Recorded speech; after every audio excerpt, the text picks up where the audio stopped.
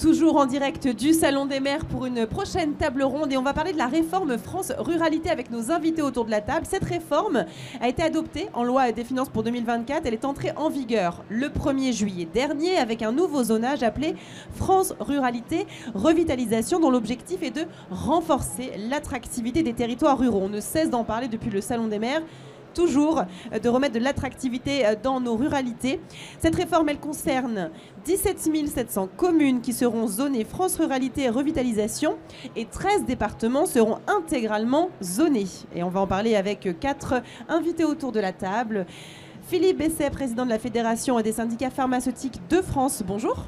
Bonjour. À vos côtés, Dominique Faure, ancienne ministre déléguée chargée des collectivités territoriales, ancienne secrétaire d'État à la ruralité, bonjour. Bonjour. Également Stéphane Viry, député des Vosges, membre de la Commission des affaires sociales. Bonjour. Bonjour à vous. Et Philippe Coy, président de la Fédération des buralistes. Bonjour. Bonjour. Merci à tous et à toutes d'être avec nous autour de la table. Dominique Faure, je vais commencer avec vous, Madame la Ministre. Vous avez accompagné le travail du gouvernement pour les territoires ruraux. D'abord en tant que secrétaire d'État à la ruralité dans le gouvernement d'Elisabeth Borne, puis en tant que ministre délégué chargé des collectivités territoriales. Alors pouvez-vous nous rappeler les principes en soulignant plus particulièrement les enjeux de France Ruralité Revitalisation, s'il vous plaît? Les enjeux de France Ruralité Revitalisation qu'effectivement nous avons annoncé avec Elisabeth Borne en juin 2023 visent à améliorer la qualité de vie de nos concitoyens en ruralité. Et je dois remercier le président de l'UDP de m'avoir invité parce qu'il est vrai que les pharmacies sont véritablement au cœur de ces ruralités. C'est un peu le dernier maillon de la santé dans les territoires. Donc très heureuse de vous parler de ce dispositif que j'ai porté sur les fonds baptismaux avec la Première ministre et très heureuse de vous parler de France Ruralité Revitalisation qui est une des 4 composantes et qui vise tout simplement à supprimer, voire abaisser les charges sociales et fiscales des artisans, des commerçants et des entreprises qui s'implantent en ruralité. Donc les pharmacies en font partie. On exonère de la CFE les pharmacies, entre autres, mais aussi tous les artisans et les commerçants qui s'implantent. On les exonère de droit de transmission jusqu'à un plafond de 110 000 €. Je vous en dirai un petit peu plus, je ne veux pas être trop longue, mais on est vraiment là sur un dispositif d'exonération ou de diminution de charges sociales et patronales pour, entre autres, nos pharmaciens. On va parler justement des pharmacies. Merci à Madame la Ministre. Philippe Besset, vous êtes donc le président de la Fédération des syndicats pharmaceutiques en France et vous incarnez aussi dans ce tour de table ronde la voix des professions libérales sur ce sujet de soutien aux territoires ruraux. Est-ce que ce dispositif, il répond aux attentes des pharmaciens ? Alors oui, il répond à une des attentes des pharmaciens, enfin de notre syndicat, qui est la proximité, la défense de la proximité et la défense effectivement de la ruralité. Nous, pour vous donner un chiffre, il y a 3500 pharmacies qui sont implantées dans les communes de moins de 2500 habitants, donc dans les villages. Donc c'est véritablement une implantation rurale des pharmacies, c'est notre cible et c'est là qu'on veut vivre. Donc notre sujet, c'est de les faire vivre. Effectivement, ils sont en grosse difficulté économique. On a des fermetures tous les jours et on a une volonté de maintien de ces officines dans les territoires ruraux. Donc on a à la fois une diversification d'activités à opérer. On fait ça avec le ministère de la Santé.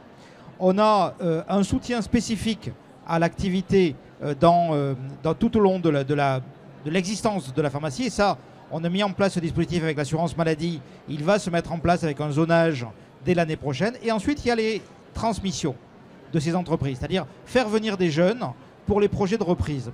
Et c'est ça, c'est là où il y a le plus grand danger. Et c'est le plus grand danger, c'est au moment de la reprise, c'est au moment de la fin de carrière d'un professionnel. Est-ce qu'un jeune va reprendre le flambeau ? Et tous les dispositifs sont bons à prendre. Le dispositif France Ruralité de Revitalisation est excellent. Il manque un peu de publicité. C'est-à-dire qu'en fait, il y a peu de connaissances de ce sujet. Et ça, il faudra qu'on s'en empare. Et les élus locaux devront également s'en emparer pour le faire connaître. Parfait, merci pour ces précisions. On parle des pharmacies en ruralité. On peut parler aussi du syndicat des buralistes, puisque c'est très souvent aussi l'un des derniers commerces qu'il existe dans les ruralités. En tout cas, c'est aussi quelque chose d'important pour vous. Votre signature, c'est commerçant d'utilité locale, d'ailleurs, on peut le souligner. Comment recevez-vous, Philippe Coy, cette réforme? Est-ce que vous la voyez comme un levier de viabilité au maintien de vos commerces? D'abord, je tiens à saluer ce dispositif parce qu'il est essentiel aujourd'hui que le commerce en ruralité, en proximité, et ça a été souvent dit par nos concitoyens, soit accompagné. C'est le maillon essentiel au bien vivre ensemble. Nous avons la chance, réseau des buralistes, 23 000 entreprises, et je rebondis sur ce que vient de dire le président Messet, le réseau des buralistes, c'est aussi 40% dans des communes de moins de 3 500 habitants. Mais au-delà du métier de la distribution du tabac, c'est tout le service public que nous amenons dans les territoires, que ce soit pour la mobilité, pour les fiscalités, la presse, le jeu. Donc nous avons besoin de ce dispositif et nous avons aussi un accompagnement qui complète le dispositif de Madame la Ministre avec le ministère des Comptes Publics qui aide les buralistes en ruralité à se transformer, à s'adapter, parce qu'il est nécessaire aujourd'hui que l'impulsion soit portée par les organisations professionnelles avec le soutien de la puissance publique. Et je salue ces deux dispositifs dont nous avons besoin. Les concitoyens qui ont un moment manifesté leur sentiment d'abandon, c'est parce qu'il n'y avait plus de proximité, tant avec le service public, avec les services de santé, avec le lieu où on peut discuter.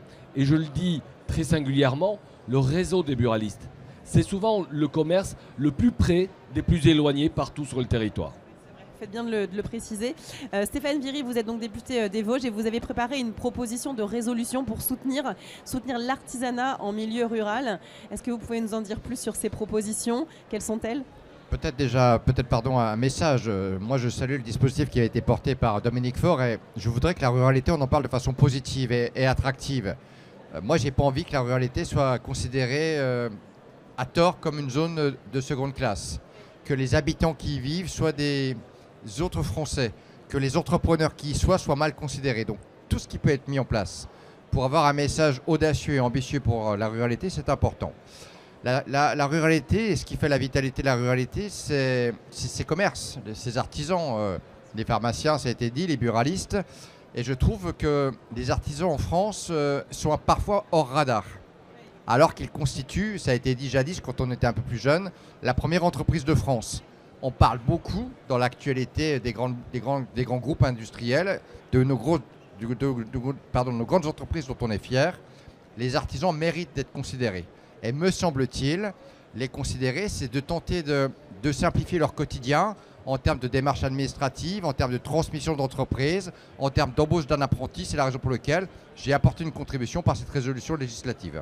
Et je sais aussi que vous vous intéressez à la mobilité puisque vous cherchez à attirer des nouveaux entrepreneurs dans les territoires ruraux. Et il y a tout ce problème de mobilité, on en a parlé lors d'une autre table ronde. Vous parlez des apprentis, comment on les loge, qu'est-ce qu'on peut faire, qu'est-ce que vous proposez en ce sens pour que justement on ne se dise pas, voilà, il faut que je fasse encore 50 km pour me rendre sur mon stage d'apprentissage ou à mon travail? Ça doit être le volet 2. Dominique Faure, ouais. En 2024, a permis qu'on avance. Ça doit être le volet 2 et ça implique toutes les collectivités parce que ce dont vous parlez, ça concerne les régions qui ont la compétence transport, ça concerne les départements qui ont parfois la charge les plus éloignée de l'emploi, ça concerne naturellement l'État, ça concerne les branches professionnelles. Moi, je serais d'avis effectivement assez rapidement qu'il y ait au niveau national une vraie décision politique, des états généraux pour aboutir à des réponses concrètes sur, vous l'avez dit, la mobilité et l'hébergement.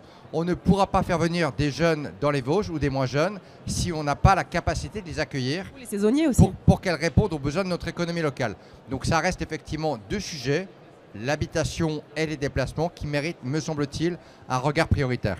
Peut-être un ajout sur ce sujet, Madame la Ministre? Alors je vous disais que dans France Ruralité, on avait annoncé 4 axes, et je ne veux pas vous les détailler pour ne pas être trop longue, mais il y en a un qui s'appelle France Ruralité Solutions. 30 solutions que je ne vais pas vous détailler, mais quand même 2 mots sur les 2 sujets, la mobilité et le logement. Donc France Ruralité Solutions, ça vise à injecter de l'argent au travers des préfets, dans les territoires et au travers des élus locaux, pour travailler sur la lutte contre le logement vacant, pour accueillir des saisonniers ou des gens qui viennent s'installer. Là, on a à peu près tout agrégé dans le monde de l'habitat pour que les maires puissent utiliser tous ces dispositifs et lutter contre ces volets fermés, ces maisons fermées dans nos villages et des maires qui se développent à l'extérieur. Et on est là sur de l'artificialisation des sols, là où on veut recréer de la vie dans nos cœurs de village, dans nos vieilles bâtisses. Donc tout est là, c'est entre les mains des préfets. Je vais dire un mot sur le manque de communication que le président indiquait tout à l'heure. Sur le sujet de la mobilité, France Ruralité Solutions Mobilité, on est là sur un dispositif, là encore, où on peut financer des véhicules électriques et des bornes dans les ruralités, au service soit des intercommunalités, soit soit des intercommunalités, soit d'associations comme Famille Rurale, qui aujourd'hui déjà, dans une dizaine de départements, portent des solutions de mobilité solidaire, on va dire. Et donc, elles n'ont qu'à leur charge, ces associations ou ces intercommunalités, que le fonctionnement. En tout cas, l'investissement peut être pris en charge par l'État. Pour que tout cela fonctionne, il y a bien 3 étages. Il y a celui du préfet, l'État dans ces territoires ruraux qui est de plus en plus présent avec des chefs de projet Village d'avenir, France Ruralité qui sont présents.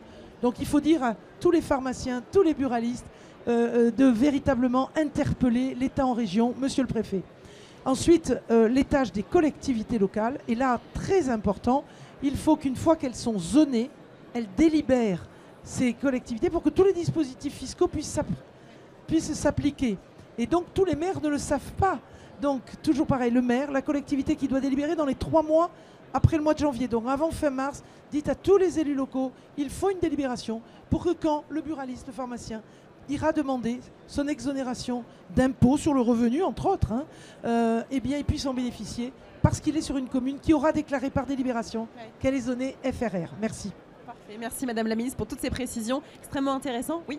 On ne peut qu'accueillir ces 2 mesures et bien les 30 dans leur globalité comme quelque chose de très important. Monsieur le député, vous disiez, la ruralité ne peut pas être une variable d'ajustement de la politique. Et je soutiens complètement ces propos parce que nous avons affaire à des gens qui habitent ces territoires, qui ont besoin de services.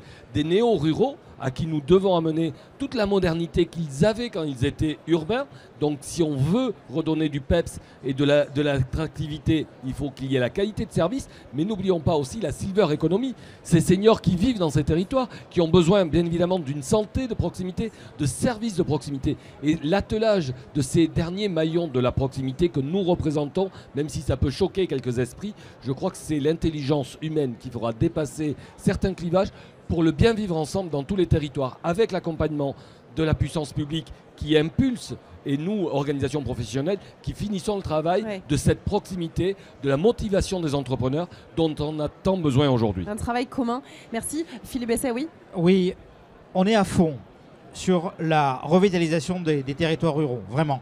Donc j'espère que c'est le sens de cette table ronde. Un dernier point qui peut-être que vous avez abordé et sur lequel je voudrais insister, après la silver economy, c'est les jeunes. En fait, on a un sujet sur la territorialisation de l'université. On a un sujet sur les internats ruraux, sur le fait, en santé, de faire venir les jeunes avec des formateurs qui sont des libéraux, des médecins libéraux, des pharmaciens libéraux, des infirmiers libéraux, des dentistes libéraux, pour qu'ils viennent en ruralité exercer pendant leurs études.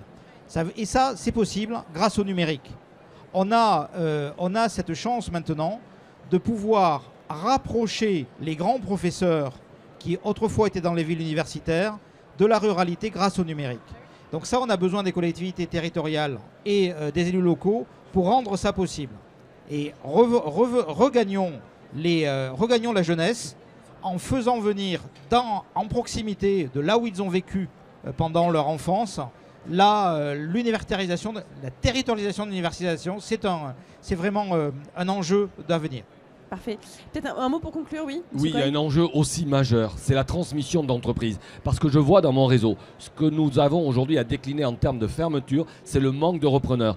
On doit détecter le plus en amont possible les départs à la retraite pour les préparer, motiver des jeunes à avoir des logements de qualité, de la vie de qualité, des écoles, pour qu'il y ait une succession dans le commerce. Parce que la première défaillance aujourd'hui en termes de fermeture, c'est en ruralité, parce qu'il n'y a pas de transmission, parce qu'il n'y a souvent aussi pas de locaux. Je parle au moins pour le bar tabac, qui est souvent l'établissement familial, où l'exploitant vit dans le commerce, et nous avons besoin de travailler, et je crois qu'il y a des projets en ce sens, de travailler à relocaliser le commerce dans la commune, en amont, avec les élus locaux, avec des dispositifs, pour qu'il perdure ce commerce. Eh bien merci, merci à tous les 4 pour cette table ronde très enrichissante, merci. Et merci à vous de nous avoir suivis. Vous avez encore beaucoup de choses à apprendre sur ce sujet, on va en reparler peut-être l'année prochaine, on va voir comment ça évolue. Merci en tout cas d'avoir été connectés sur les réseaux sociaux de l'U2P. Je vous rappelle que vous pouvez retrouver toutes les émissions sur la page YouTube de l'U2P. Merci.